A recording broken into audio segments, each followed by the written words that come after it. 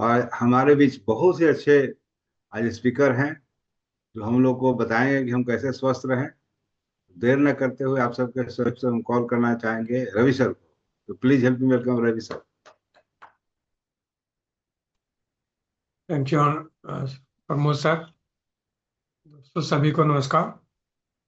और इस fitness morning में हम सभी लोगों का स्वागत करते हैं।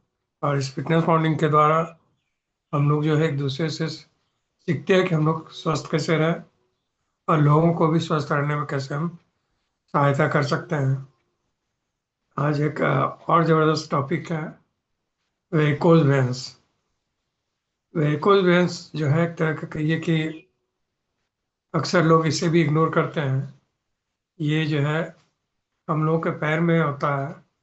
पैर के ऊपरी सतह में जो बहुत सारे नस है, जो बड़ी नस होती है, वो मुड़ जाती है और सूजती है। यानी सूज जाने के कारण वो मोटा मोटा जो है वो आपके हम लोग के पैरों में दिखती है। और इसके जो मुख्य कारण होता है, ये हम लोग के कमजोर दीवारें और नसों का जो दीवार होता है उसके कमजोरी और खराब वॉल के कारण होता है, जिससे जो इसमें रक्त जमा हो जाता है। इसमें इनसे जो है अक्सर दर्द भी होता है, भारीपन होता है, सूजन या खुजली भी होती है।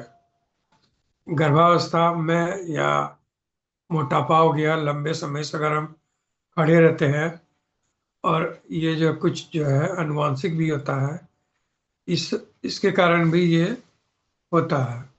ये सारा जो है कुछ कारण हैं जिसके कारण ये होता है। तो वेरिकोज वेन्स का जो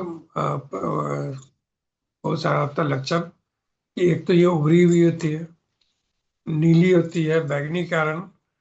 और ये जो है पूरे खास करके काफ के एरिया में, जो हम लोग का पैर का जो काफ होता है, उसमें ये अक्सर हम लोग देखते हैं। यानी पूरा ये बैंगनी कलर का होता है, नीले रंग, और पूरा मुड़ा मुड़ा हुआ होता है और पूरा उभार दिखता है।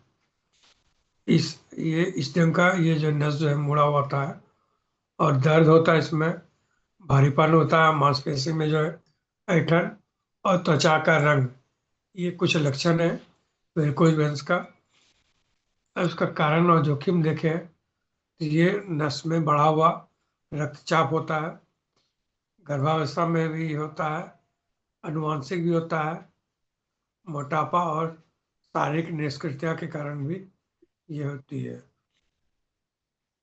इसके जटिल अगर हम इसकी जटिलताएं देखें तो ये, हालांकि ये आमतौर पर कॉस्मेटिक होती है, लेकिन ये त्वचा के अल्सर, रक्त के थक्के, या गंभीर त्वचा की सूजन भी हो सकता है। अगर उपचार में हम देखें तो इसमें जो है कंप्रेशन स्टॉकिंग्स पहनना, पैरों को ऊपर उठाना, नियमित रूप से चलना, और लंबे समय तक खड़ा या बैठे नहीं रहने से बचना होता है। अगर इसका चिकित्सीय प्रक्रिया देखें तो स्केलेटल थेरेपी होता है, जिसमें फोम या तरल पदार्थ का इंजेक्शन लगाया जाता है। लेजर उपचार होता है, जिसको एडवांस थर्मल एब्लेंस कहा जाता है, और नसों को निकालना भी होता है। और आमतौर पर यह शारीरिक परीक्षण के द्वारा निदान किया जा सकता है। कभी कभी जो है वॉल्व का जो कार्य प्रणाली का जो क्षमता होता है, उसका हम जांच करवाते हैं। अल्ट्रासाउंड का भी आवश्यकता होता है। तो इस कुछ प्रक्रिया के द्वारा हम इसको जो है निदान कर सकते हैं। और इसमें ज़्यादातर जो हम लोग कोशिश करना होगा, हम अपने जो खान पीन को चेंज करें। ज़्यादा ज़्यादा हम लोग बैठे ना रहें, हर 5 मिनट 10 मिनट के लिए कम से कम अपने जहाँ पे भी हम काम कर रहे हैं उसमें मूव करें, और व्यायाम होना चाहिए।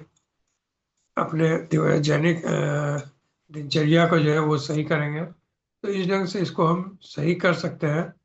ये बहुत ज़्यादा तो भारी चीज़ नहीं होता है, लेकिन इसको चाहे तो हम लोग स्वस्थ अपने लाइफ स्टाइल को चेंज करके इन सब चीज़ को भी कर सकते हैं। और ये, क्योंकि ये अक्सर हम लोग बहुत कम लोगों को देखते हैं, लेकिन जिनको भी देखते हैं थोड़ा सा अजीब लगता है। ये हम लोगों को भी नहीं मालूम था कि इस ढंग का कोई प्रॉब्लम होता है लोगों को, लेकिन अक्सर हम लोग भी, बहुत लोगों के पैर में हम लोग भी देखते थे कि इस ढंग का क्या है भाई। तो ये चीज़ वेरिकोज वेन्स होता है, जो देखने में थोड़ा अच्छा नहीं लगता है, पूरा टेढ़ा मेढ़ा वो लाइन दिखता है पैरों में। और इन सब को अगर हम देखें तो इसी ढंग से इसको ज़्यादातर तरीका जो है इसको सही करने का ही होता है। और इसमें कोई खास ऐसा कुछ है नहीं जो कि एक्स्ट्रा चीज हम लोग कर सकें। बस अपने जीवन को जितना ज़्यादा संयमित रखे और अच्छे लाइफ स्टाइल को जिए तो ज़्यादा बेस्ट है। और इस प्रॉब्लम को इस ढंग से हम लोग सॉर्ट आउट कर सकते हैं। और इसमें जो है हम लोग अपने, खास करके जो है लोगों को ऐसे भी चाहिए कि हम लोग जो है प्रत्येक दिन एक्सरसाइज करें, वॉक करें, अपने जीवन शैली में चेंजेस करें। क्योंकि बगैर जीवन शैली को चेंजेस किए हम अपने स्वास्थ्य को सही रख नहीं सकते हैं। और इसमें बहुत सारे फायदे होते हैं आगे आपको आने वाला। क्योंकि आज अगर हम देखें तो मैक्सिमम 50 प्लस के जो भी लोग होते हैं या तो बहुत सारी बीमारियों से ग्रसित है। रीजन हम लोग जो भी आज के डेट में इस प्लेटफॉर्म के माध्यम से और अपने सभी लोगों को और आसपास के लोगों को देखने से ये समझ में आता है कि लोग अपने दैनिक दिनचर्या में जो है चेंज नहीं करना चाहते, बस जो जिंदगी जी रहे हैं वैसे वैसे ही। और सेडेंटरी लाइफ सबको पसंद आ गया आज के डेट में। हम भी, चूंकि जब हम मॉर्निंग वॉक जाते हैं या और कहीं भी जाते हैं, तो जैसे अगर हम भागलपुर की अपनी जनसंख्या बोले तो अप्रॉक्स 10 लाख के लगभग होगा। और अगर हम जो भी जहाँ जहाँ हम लोग जाते हैं, मुश्किल से, हम लोग लगता है कि मुश्किल से वो 5 से 10 हज़ार लोग आते होंगे सारे जगहों में जोड़ के। तो इससे ये समझ में आता है कि लोग जो है अपने सेडेंटरी लाइफ को छोड़ना नहीं चाहते हैं। बस जब बीमारी हो जाए तो लोग डॉक्टर के पीछे। डॉक्टर भी कहाँ तक करेंगे, डॉक्टर को भी मैक्सिमम डॉक्टर का वही है कि बीमारी होगा तभी हम इलाज करेंगे। इसी में इधर रिसेंटली एक मुझे व्यक्ति मिले जो मुझे बोलते हैं कि सर ऐसा कुछ बताइए जो उससे मैं स्वस्थ हूँ, मुझे कोई बीमारी नहीं। मुझे पहली बार मिला मेरे पूरे जीवन में कि जो व्यक्ति बोलता हो कि मैं स्वस्थ रहना चाहता हूँ। लेकिन 99% लोग जो है कि बस जैसे जीवन जी रहे हैं।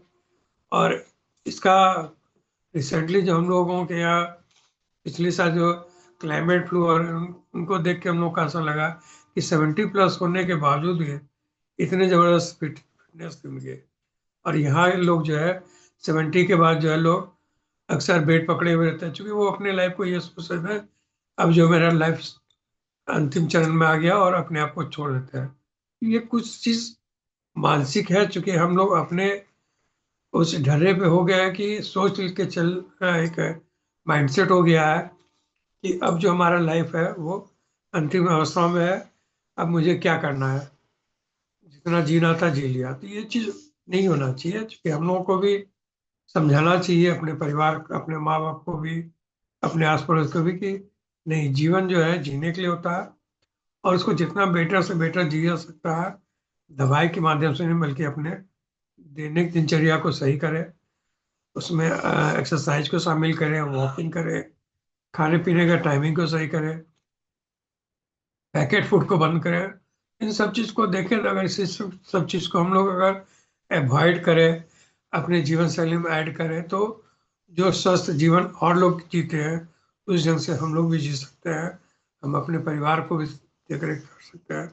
क्योंकि बुजुर्गों का खास करके हम लोग के देश में जो है बहुत ज़्यादा स्थिति खराब है।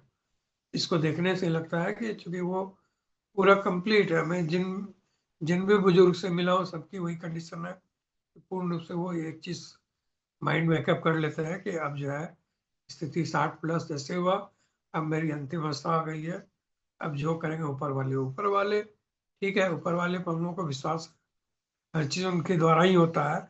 लेकिन कुछ कर्म जो होता है वो हम लोग को खुद भी करना होता है अपने स्वास्थ्य के प्रति, क्योंकि ईश्वर ने हमको स्वस्थ भेजा है, उस स्वस्थ शरीर ईश्वर ने दिया, उसको स्वस्थ रखना भी हमारी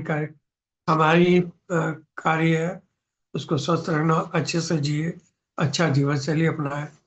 इस ढंग से अपने हर चीज को, अपने परिवार को, आस पड़ोस के लोगों को भी स्वस्थ रखने में मदद कर सकते हैं।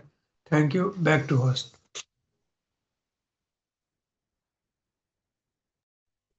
Thank you Ravi sir. Ravi sir के लिए जोरदार क्लैपिंग हो जाए। हाँ, रवि सर ने वेरिकोस वेन के बारे में बताया।